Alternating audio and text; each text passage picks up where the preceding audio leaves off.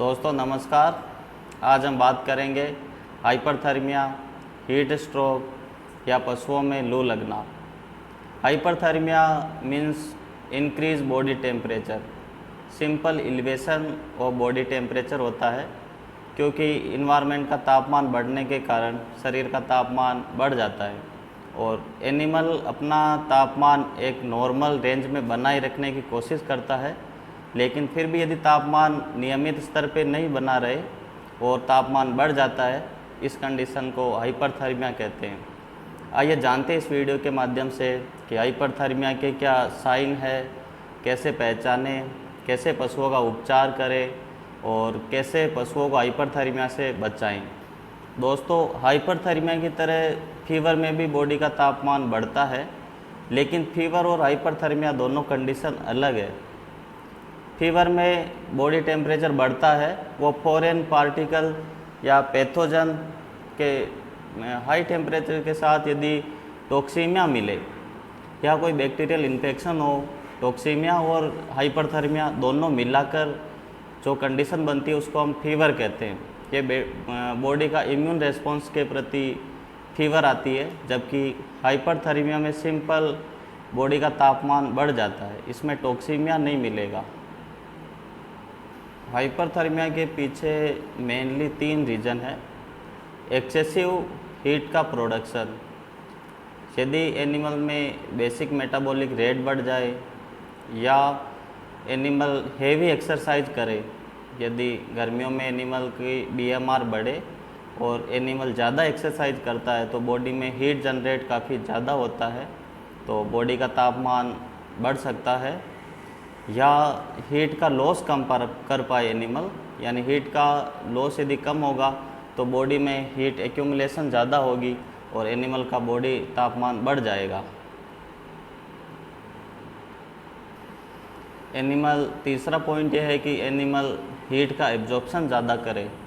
गर्मियों में बाहर का तापमान 40 डिग्री या उससे ऊपर चला जाता है, तो हीट का एब्जॉर्प्शन यदि ज़्यादा हो बॉडी में और उस अनुपात में एनिमल लॉस नहीं कर पाए तो बॉडी का तापमान बढ़ सकता है।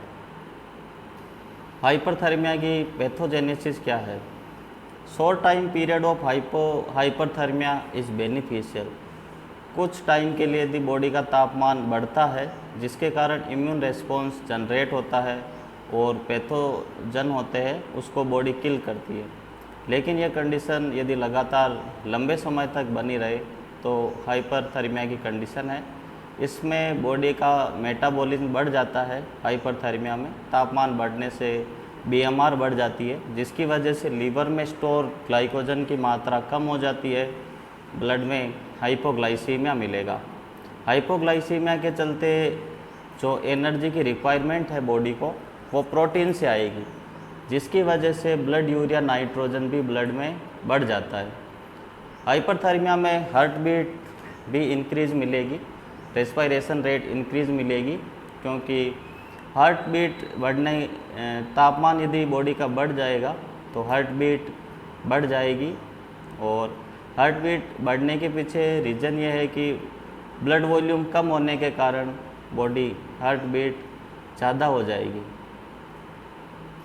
हाइपरथर्मिया कंडीशन में यूरिन आउटपुट काफ़ी कम हो जाता है, क्योंकि किडनी में रीनल फ्लो में ब्लड की सप्लाई कम हो जाती है, यूरिन का आउटपुट कम हो जाता है। यूरिन यदि आउटपुट हो तो भी टेम्परेचर मैनेजमेंट में काफ़ी सहायता मिलती है, लेकिन रीनल में ब्लड फ्लो की सप्लाई कम हो जाती है। यदि हाइपरथर्मिया क्रिटिकल लेवल से ऊपर चला जाए तो एनिमल में नर्वस साइन आएंगे, एनिमल में रेस्पिरेटरी सेंटर डिप्रेस हो जाएगा और एनिमल कोलैप्स होकर एनिमल की डेथ हो सकती है। क्लिनिकल फाइंडिंग या कैसे हाइपरथर्मिया को पहचानें? इनिशियली बॉडी टेम्परेचर हाई मिलेगा। High body temperature is the clinical finding of hyperthermia, यानी बॉडी का तापमान काफ़ी ज़्यादा बढ़ जाएगा।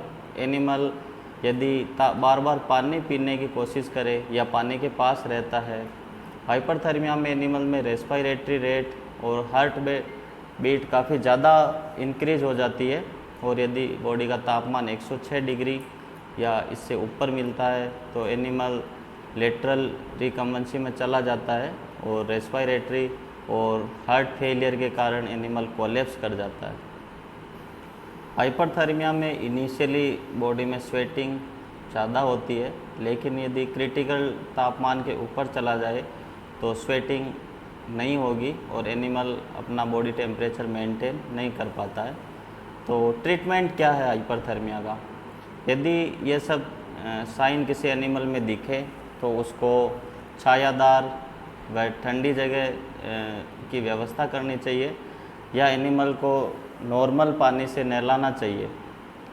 और यदि ये सब साइन के बाद 106 डिग्री के आसपास तापमान मिले बॉडी का और एनिमल यदि लेटरल रिकम्बेंसी में हो तो वेटनरी डॉक्टर की सहायता लेनी चाहिए, जिसमें वेटनरी डॉक्टर इसमें ड्रिप लगाएं।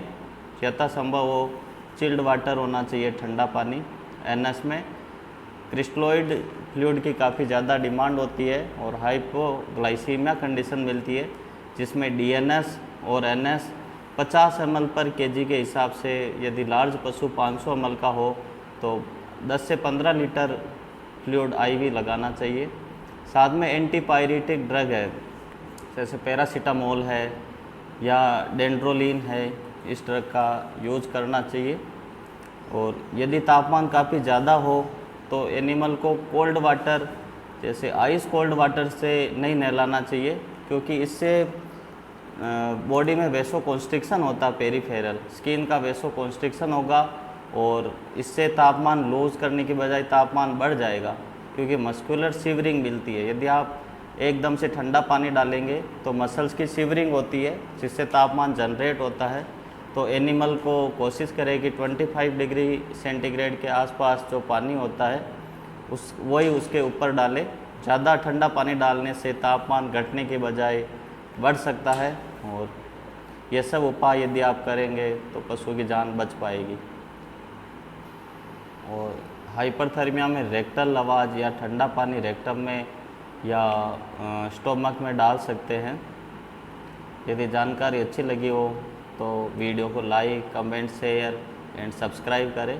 धन्यवाद दोस्तों।